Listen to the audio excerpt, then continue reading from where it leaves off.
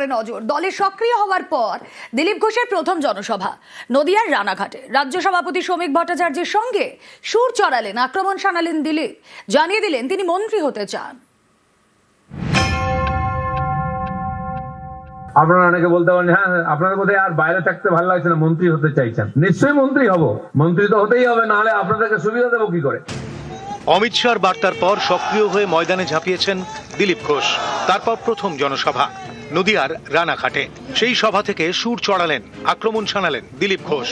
আগাম জানিয়ে দিলেন তাঁর রাজনৈতিক মিশনের কথা। আপনারা অনেকে বলতে পারেন, হ্যাঁ আপনাদের বোধহয় আর বাইরে থাকতে ভালো লাগছে না, মন্ত্রী হতে চাইছেন। নিশ্চয়ই মন্ত্রী হব, মন্ত্রী তো হতেই হবে, নাহলে আপনাদেরকে সুবিধা দেবো কি করে। সক্রিয় হওয়ার পর প্রথম দলীয় জনসভা রাজ্য সভাপতি শ্রমিক ভট্টাচার্যের সঙ্গে এক মঞ্চে দিলীপ ঘোষ। দিদি বুঝতে পেরেছেন সময় খারাপ, আরো যদি 10-20-50 লক্ষ বাদ যায়, 1 কোটি হলে তো গেল। সুপ্রিম কোর্টে চলে যাচ্ছেন, খেলার নাম বাবাজি। ভাইপো তো তা না, দিল্লি পর্যন্ত চিৎকার করছেন আর রাস্তায় গড়াগড়ি দিচ্ছেন। শেষে দেখুন কেউ শুনছে না। এখানে এসে বলছে, জানেন ইলেকশন কমিশন আমাকে আঙুল দেখিয়েছে, তুমি সকাল বিকাল আমাদের কাঁচকলা দেখাবে আর তোমাকে আঙুল দেখিয়েছে, খুব কষ্ট হয়েছে। দিদিমণির যে ভবানীপুর থেকে যেতেন, সেখানে 44,500 নাম বাদ গেছে। উনি কত ভোটে যেতেন? কেন যেতেন আমরা জানলাম। যেই নন্দীগ্রামে গেলেন, ওখানকার লোক বাড়ি পাঠিয়ে দিল হারিয়ে দিয়ে। ওখানে মাত্র 10,000 মৃত ভোটার ছিল, জিততে পারলেন না। 20-25-30% ভুয়ো ভোটার আছে। এই যে 3 বার জিতেছে টিএমসি, পুরোটা ভুয়ো ভোটারের ভোটে জিতেছে। সিপিএম তাই করতো। রানাঘাট দিয়ে শুরু, এরপর একগুচ্ছ জনসভা করার কথা দিলীপ ঘোষের। সভা করবেন দুর্গাপুরেও। সম্প্রতি বঙ্গ সফরে এসে দিলীপ ঘোষকে সক্রিয় হওয়ার বার্তা দেন অমিত শাহ। তারপর পুরনো মেজাজে ফিরেছেন বিজেপির প্রাক্তন রাজ্য সভাপতি। ময়দানে নেমেছেন, সুর চড়িয়েছেন। জেপিকে জিতিয়ে ক্ষমতায় আনা পশ্চিমবাংলায়, এটাই আমাদের কাছে মিশন। আর আমি 10 বছর ধরে এটা নিয়ে কাজ করছি। সক্রিয় হওয়ার পর নিজের পুরনো নির্বাচনী কেন্দ্র খড়গপুর সদরে গিয়েছেন দিলীপ ঘোষ। সেখানে একাধিক কর্মসূচিতে দেখা গিয়েছে তাকে। এসবেই জল্পনা তৈরি হয়েছে, তাহলে কি 26-এর বিধানসভা ভোটে পুরনো কেন্দ্র থেকেই ফের লড়তে চান দিলীপ? আমার সবসময় পছন্দের আসাম খড়গপুর। যখন থেকে আমাকে দাঁড়াতে বলা হয়েছিল আমি খড়গপুর বলেছিলাম। লোকসভায় তাই ছিল। গতবারে আমার পছন্দের বাইরে করা হয়েছিল, সেটা সবাই দেখেছেন রেজাল্ট কি। জল্পনা চলছে, আলোচনা চলছে, তারই মধ্যে ব্যাট হাতে ফের 22 গজে চালিয়ে খেলা শুরু দিলীপ ঘোষের। নিউজ 18 বাংলা। অভিষেক বন্দ্যোপাধ্যায়ের কপ্টার বিভ্রাট। বিনা কারণেই অভিষেকের নির্দিষ্ট কপ্টার ওড়ার অনুমতি বাতিল ডিজিসি এর। বিস্ফোরক দাবি তৃণমূল সাধারণ সম্পাদকের। আজ রামপুরহাটে সভা ছিল অভিষেক বন্দ্যোপাধ্যায়ের। দুপুর 12টায় বেহালা থেকে ওড়ার কথা ছিল অভিষেকের। ডিজিসিএ ওড়ার অনুমতি না দেওয়ায় নির্ধারিত সময় সভাস্থলে পৌঁছতে পারেননি অভিষেক বন্দ্যোপাধ্যায়।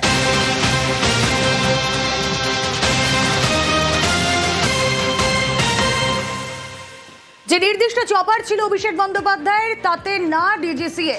ঝাড়খণ্ডের মুখ্যমন্ত্রী হেমন্ত সোরেনকে ফোন করে চপার আনান অভিষেক। হেমন্তের চপারে রামপুরহাট পৌঁছন তৃণমূলের সর্বভারতীয় সাধারণ সম্পাদক। চক্রান্তের অভিযোগে সরব অভিষেক। বাংলা বিরোধী এবং জমিদারদের চক্রান্ত। আমার হেলিকপ্টারের একটা পারমিশন, যেটা সকাল 11টায় দেওয়ার কথা ছিল, এখনো পর্যন্ত সেটা দেয়নি। আমি বুদ্ধি খাটিয়ে তাদের যা জেদ, তার 10 গুণ জেদ আমাদের পাশের রাজ্য ঝাড়খণ্ডের মুখ্যমন্ত্রী হেমন্ত সোরেনের সাথে কথা বলে তাদের যে হেলিকপ্টারটা ছিল সেটা আনালাম। সেই হেলিকপ্টারে করে 2 ঘন্টা দেরি হয়েছে, কিন্তু বিজেপির যা জেদ, বাংলা বিরোধী জমিদারদের যা জেদ, তার 10 গুণ জেদ আমার। আমি যদি কথা দিই, আমি কথা রাখি। আমার দেরি হলেও আমি বলেছি যত দেরি হোক আমি যাব। 10টা মানুষও যদি সভাস্থলে থাকে আমি গিয়ে বক্তৃতা দেবো, আমি কথা বলবো, তৃণমূলের হয়ে সৈনিকের কাজ করব। এটাই তৃণমূল কংগ্রেস। আমরা কোনো ধমকানি চমকানি ষড়যন্ত্র চক্রান্তে কাছে মাথা নত বা নতি স্বীকার করি না। ডিজিসি এর বিরুদ্ধে মামলা করা উচিত অভিষেকের। বিমান নিয়ন্ত্রক সংস্থার উত্তরেই কারণ স্পষ্ট হবে, পাল্টা চ্যালেঞ্জ শুভেন্দু। ওনার ডিজিসিএ কে বিরুদ্ধে মামলা করা উচিত এবং ডিজিসিএ সেখানে আত্মপক্ষ সমর্থন করবেন। সব বিষয়ে আমাদের ঢোকার তো কোনো প্রয়োজন নেই। আমরা টেকনিক্যালি এর আগে মমতা বন্দ্যোপাধ্যায়ের বনগা যাওয়া নিয়ে হইচই রই রই করেছিল, ডিজিসিএ বলে দিয়েছিল যে আপনার রিনিউয়াল করেননি, টাকা জমা দেননি। এখানেও কিছু টেকনিক্যাল থাকতে পারে। অভিষেকের বীরভূম চ্যালেঞ্জ 26-এ বীরভূমে 11-0 টার্গেট।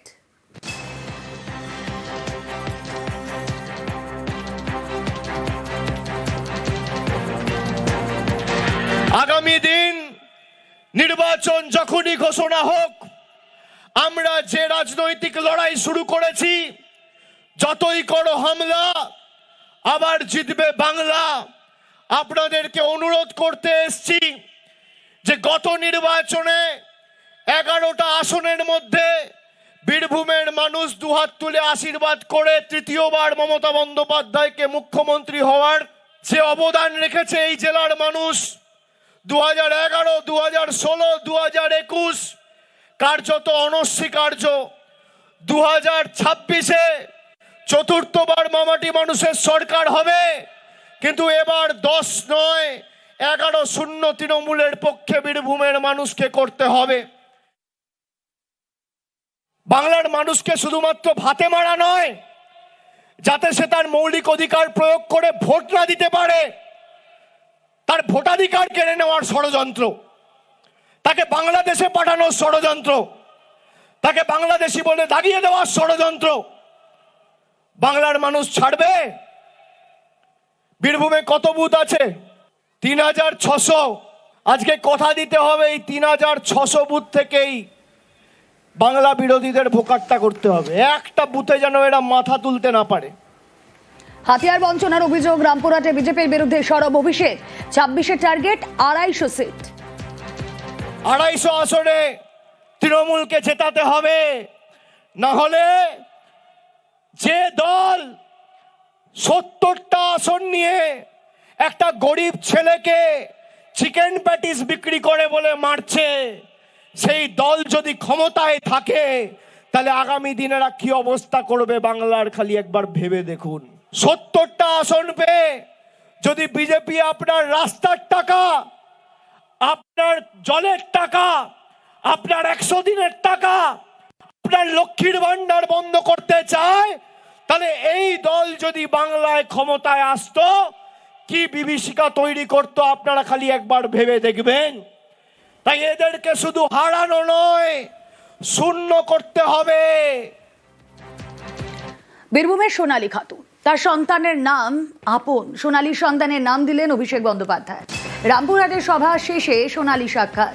হাসপাতালে সোনালীর সঙ্গে দেখা করেন অভিষেক বন্দ্যোপাধ্যায়। একটা ইনফেকশন হওয়ার একটা প্রবণতা থাকে। আমি নিজে সমস্ত প্রোটোকল মেনে ভিতরে গেছি।